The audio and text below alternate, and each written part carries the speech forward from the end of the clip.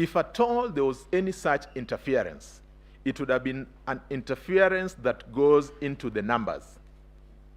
Now, because we have not seen that, is this the case then, therefore, why numbers has become a very dicey and perhaps an area where everybody would want to avoid or run away from?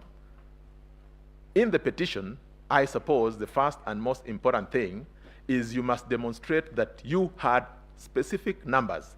Even if there's to be contest, let it be contest between this set of numbers and the other set of numbers. It can't be a contest between the man who was said to be the man in the middle and numbers. If that man was in the middle for sure and he had a job to do, then that is a man who slept on his job.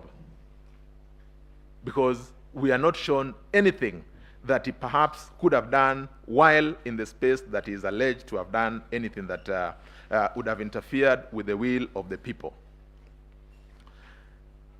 Hilda continues to wonder in her affidavit as to why their boss, who is a commissioner, would expose them to that extent, that they mention names of people who are employees and staff of the institution doing their legitimate work. Then you cast aspersion without basis that they were engaged in a criminal enterprise.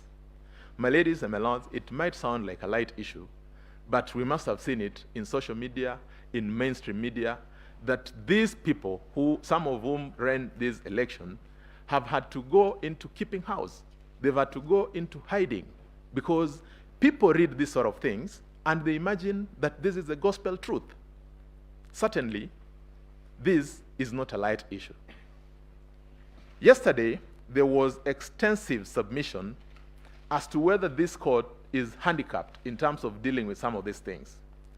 Now, as the IBC on the one hand tries to improve the system based on the law and the guidance from this court, I think there's also a responsibility that should attach or follow where we have very deliberate attempts at misleading the court.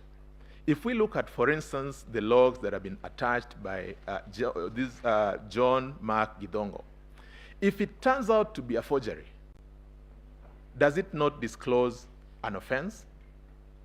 It is not in my province to make that determination, but where I see it, it bothers me because as we go into elections this year, in 2027, we need to then sanitize some of these things that we do. And one of the ways of sanitizing them is by holding people to account, so that if you present evidence that is obviously not true or that is falsified, then you must stop to ask yourself whether there would be a consequence or not. That is the only way through which even this court would be able to sit, to be able to determine or preside over any of those matters that are presented with ease. I need to add that at the Bomas, which is the National Tallying Center, when the returning officers got to Bomas, what happened? Now, in the floor of Bomas, these returning officers would come with their original Form 34As, hand them to the national returning officer for purposes of a presidential election. After that, they would be subjected to an ICT team, and that ICT team was not sitting in isolation. They sat with the agents of the parties, they sat with observers, and what they were doing was to again confirm those security features we had spoken about.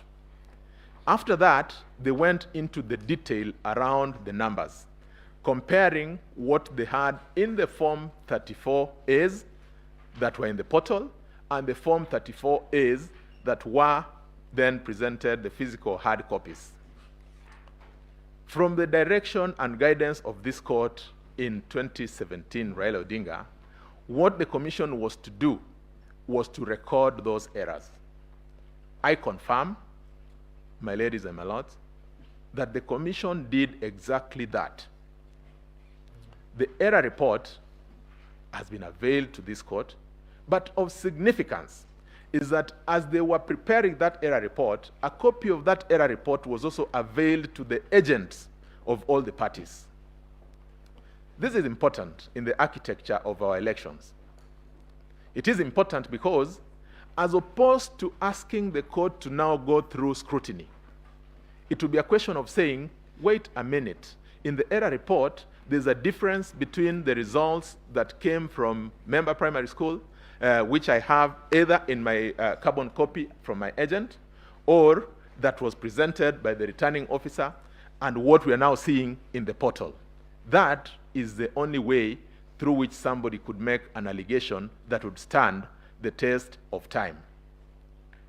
If you have that, then certainly, if you apply yourself to understand the architecture of our electoral platform, then there's really no need to go into scrutiny, because that report is scrutiny by itself. In fact, it was a forensic audit. They had their watermark readers, they had their UV light readers, and these are things that are all contained in the affidavits of these three individuals that I've spoken about. When you take time, you look at that, and it is then our submission that to the extent that there is an allegation that there were interferences or that there were differences between the Form 34As in the portal and the Form 34As physically presented by those returning officers, there was none, and this is verifiable. Indeed, none has been presented before you. The last issue I'm to deal with is whether there was a difference between Form 34As uploaded on the IBC. Sorry, I think I've gotten into that point as well.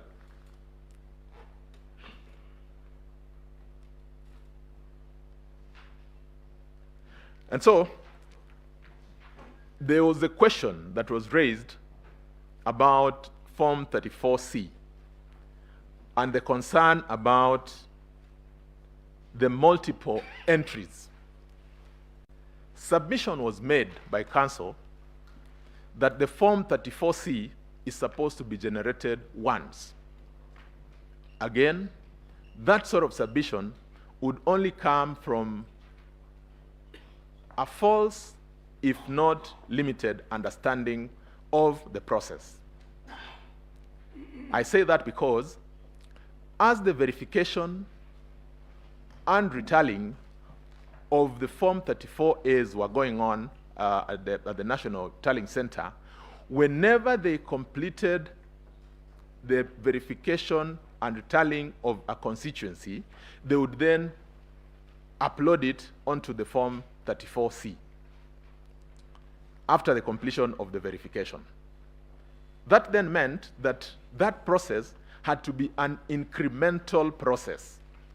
That is why when somebody says that there is a gentleman called so-and-so who accessed the server or the rear end of the result transmission network 1,000 times, it simply speaks to the fact that they had to make entries. It should not be lost that we were using, according to the jurisprudence in Maina Kiai, results from the polling station, which is the original Form 34A. Now, if we look at the number of the polling stations, it speaks to about 46,000 and a few hundreds. It then meant that a corresponding number of entries had to be made on that Form 34C. And that, because I'd said it is supposed to be done incrementally, I would want to refer, for clarity, again to the affidavit of Commissioner Justice Nyang'aya.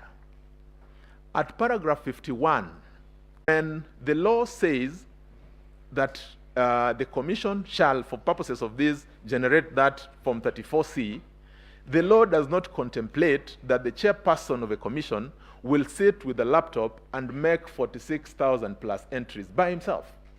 This is what my learned senior counsel Kamau Karori was speaking to.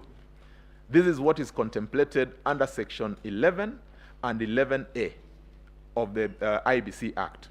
And so, if we then tie this to the submission that he had earlier on made, that if we read under Article 138(3)(c), the Independent Electoral Commission to mean the entire institution, then we would not run into the problems that we are running into. Because as we saw and as will be demonstrated in, by our subsequent speakers, that exactly is what happened. The entire bureaucracy or the entire institution of IEBC participated in that process. As I conclude, I want to make a submission that when we make these allegations in our election petitions, perhaps we need to also ask ourselves if we have done that which the law contemplates of us. And that if the law gives you an opportunity to choose your agent for purposes of verifying or speaking to you in relation to the processes in the election,